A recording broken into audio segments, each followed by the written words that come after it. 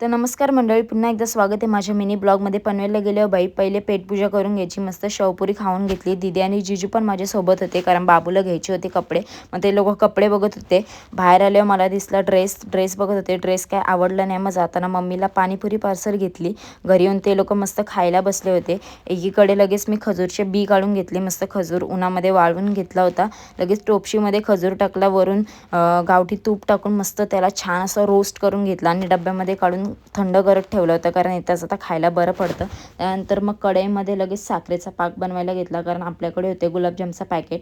लगेच पीठ वगैरे मस्त मळून घेतलं, त्याचे छोटे छोटे गोळे केले आणि तुपामध्ये मस्त गोल्डन ब्राऊन कलर येईपर्यंत मस्त छान असते त्याला मंद आचेवर मी फ्राय करून घेतला आणि लगेच पाकामध्ये त्याला मुरत ठेवलं 2 तास. त्याच्यानंतर पिलूला एकीकडे कॉफी दिली आणि मी चहा बिस्किट खाऊन घेतलं. संध्याकाळी मी मस्त चिकन घातला, कारण खायचावर होता, आणि गौरीने एअर फ्रायमध्ये मस्त चिकन रोस्ट करायला ठेवला होता.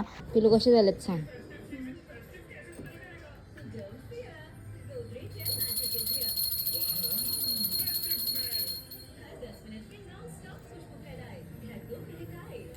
कसे आलेत? तू बनवलं तर सगळंच चांगलं असतं ना. पिलू तुला आवडले ना?